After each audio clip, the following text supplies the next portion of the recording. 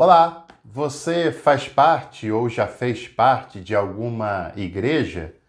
Eu sei que uma das coisas que você mais ouviu falar lá é sobre a igreja não ser uma igreja fria, da igreja ser fervorosa, ser quente. E muitas vezes as pessoas faziam esses comentários, essas comparações, falando da quentura espiritual que uma igreja deveria ter, de ser uma igreja quente, de ser uma igreja fervorosa, de ser uma igreja avivada. E até aí, tudo bem, claro, uma pessoa que crê, ela precisa ser uma pessoa fervorosa na sua crença, embora fervor não pode ser sinônimo de fanatismo, é claro. São duas coisas bem diferentes. Mas muitas vezes as igrejas que se diziam fervorosas, elas acusavam outras igrejas de serem frias, de serem formalistas demais na sua fé, litúrgicas demais, e teciam comentários bem preconceituosos, por sinal, com muita discriminação e até sem compreender qual era a conjuntura daquela igreja que ela acusava como fria. Às vezes, na verdade, tem igrejas frias, improdutivas, inférteis, sem vida, mesmo aquelas que gritam, que pulam, que fazem muita arruaça como se fossem igrejas fervorosas, e outras igrejas que são comportadas e que são fervorosas nos seus frutos, ou que são frias também, porque isso não depende da formalidade e nem das aparências, e é necessário levar esses pontos em consideração. Mas se tinha uma coisa que as igrejas tinham e têm muito medo, é de se tornarem igrejas e pessoas mornas. Pessoas mornas, que nem é quente, nem é frio, que aparentemente está ali em cima do muro, que não se decidiu, que não é uma coisa nem outra, e aí elas ficam bastante apavoradas porque o texto bíblico fala que aquele que é morno está a ponto de ser vomitado da boca do próprio Deus. Então tem muitas pessoas que têm medo de se tornarem mornas. Na verdade, não é medo de se tornarem mornas, porque essas pessoas quase sempre acham que é o outro que é morno, que é a igreja do outro, ou a sua, quando ela não quer contribuir com nada, que é uma igreja morna, e isso é muito perigoso. Agora, vamos tentar ver o que é ser uma igreja morna, o porquê que uma igreja morna é tão preocupante. Eu já posso te garantir que não tem nada a ver com esse quadro que eu acabei de relatar e que você certamente conhece, que já ouviu comentários desse tipo, tanto de igrejas fervorosas quanto de igrejas frias, etc. Mas essa igreja morna que a Bíblia fala nada tem a ver com essa situação de ser fervoroso, de ser formalista, etc. Nada a ver. O texto em que isso está escrito está aqui, ó, Apocalipse, livro do Apocalipse, capítulo 3, versículo 15. Na verdade, essa é uma das cartas daquelas 7 igrejas lá do Apocalipse, e essa é a última dessas igrejas, a igreja de Laodiceia. Cara, a igreja de Laodiceia foi uma igreja super problemática.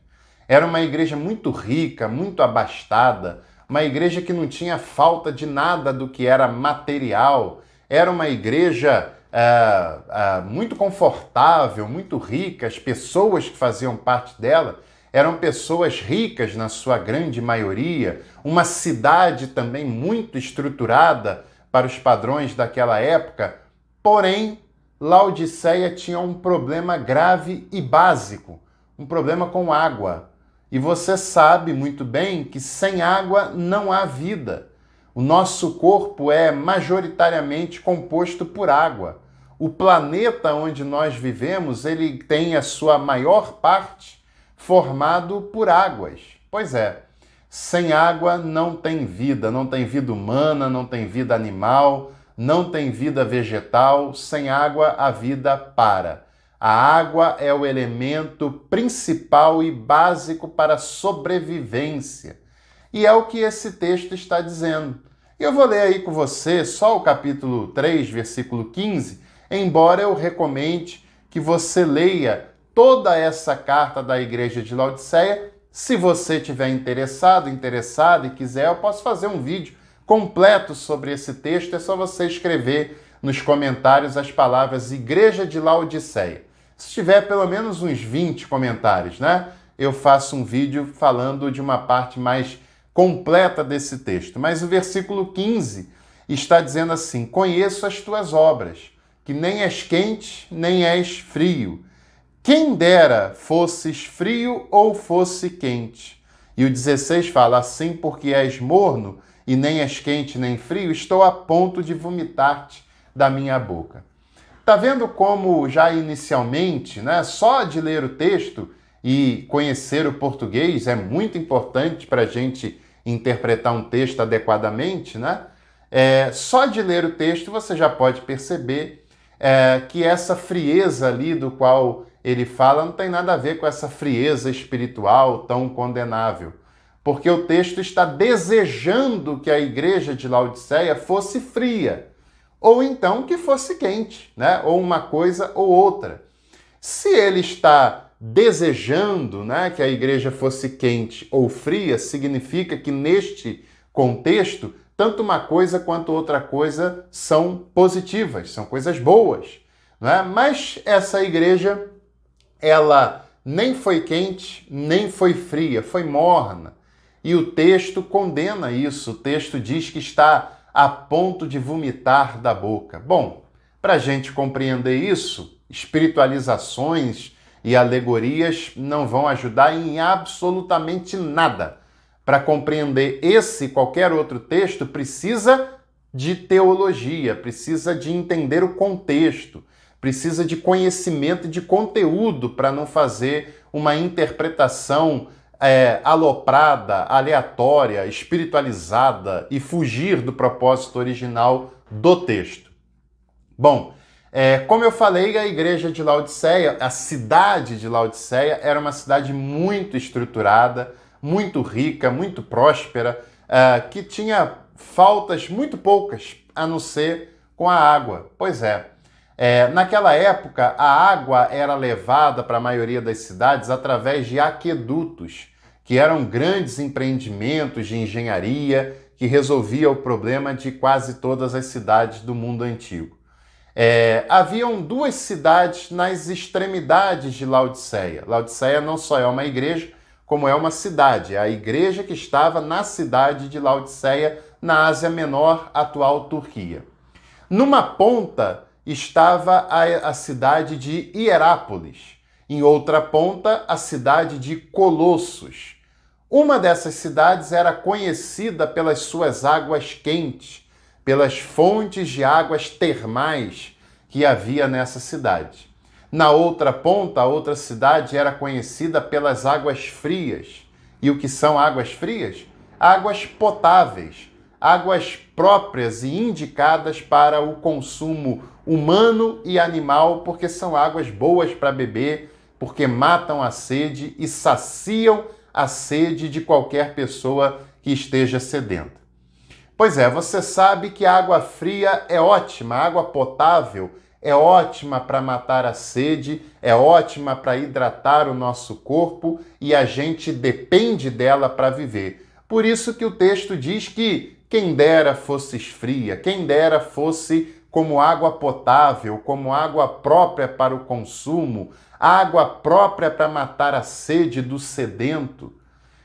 E as águas quentes, elas não são boas para beber, mas em compensação, água quente é ótima para a saúde, é ótima para a circulação de sangue, principalmente nas pernas. Tem até alguns lugares aqui no Brasil que tem fontes de águas termais. Elas ajudam a abrir os poros, faz a pele se renovar, transpirar, é boa para a circulação, ou seja, é uma água medicinal que é muito boa para a saúde. E por isso o texto está dizendo para aquela igreja: quem dera fosses quente, ou seja, quem dera fosses medicinal, fosse terapêutica, fosse curativa e trouxesse cura para as necessidades das pessoas e dos problemas de circulação. Esse é o contexto deste versículo da Bíblia. E o que era uma água morna? Era a água que havia em Laodiceia. Laodiceia estava no meio do caminho entre Hierápolis e Colossos. A água que passava por Laodiceia, ela não era mais quente, ela já tinha perdido as suas propriedades medicinais e terapêuticas. E ela ainda não era uma água fria, uma água potável, boa para o consumo. Era uma água morna, que não servia para curar, não servia para circulação e também não servia para ser ingerida, para saciar, para matar a sede. Era uma água imprestável, intragável. E os moradores de Laodiceia sabiam desse problema e, é claro, tentavam evitar tomar dessa água. Agora, de vez em quando tinha algum viajante desavisado que, sem saber, tentava beber da água lá de Laodiceia. E a água era tão ruim que esse viajante desavisado tinha ânsia de vômito quando tentava beber daquela água, porque ela era intragável. E o texto, belíssimamente construído, aproveita o contexto tão conhecido na cidade de Laodiceia para trazer um ensinamento e uma correção para aquela igreja. Aquela igreja, ela não era quente, ela não curava e ela não era fria, ela não saciava. Ela era morna, imprestável, embora fosse grande, cheia e rica, mas era intragável diante de Jesus. Intragável para as pessoas que procuravam de fato uma igreja no sentido essencial do termo. Essa é a igreja, não se esqueça disso, que colocou Jesus para fora dela, como muitas têm feito hoje, cujas preocupações não passam perto das preocupações de Jesus, cujo elemento central não é Jesus, o serviço, a humildade, o acolhimento, a inclusão, mas é uma proposta de poder que tem nada a ver com Jesus. A igreja de Laodiceia foi a que expulsou Jesus de dentro das suas paredes e trancou a porta com ele fora para que ele não tivesse acesso e não atrapalhasse os planos daquela igreja. É verdade. Jesus incomoda os planos de muitas igrejas. Por isso que muitas delas têm expulsado ele e trancado a porta para que ele não entre, mesmo que fale do seu nome, mesmo que o cite, mas ele não é o fator essencial e central de muitas igrejas e comunidades. Essa igreja não curava, não saciava, ela era intragável. E muitas têm sido assim. E muitos cristãos e cristãs têm sido assim. Porque o propósito de Jesus para a sua igreja e para os seus seguidores é que a gente possa produzir cura e possa sarar as feridas e os problemas de circulação e de renovação dos cansados dessa trajetória. Ou que a gente possa saciar a sede de todo aquele que estiver sedento, cansado, exausto e trazer algo que vai hidratá-lo, renová-lo e nutrir a sua vida. Mas quando nós nos tornamos mornos, nós nem curamos, nem saciamos e daí somos intragáveis.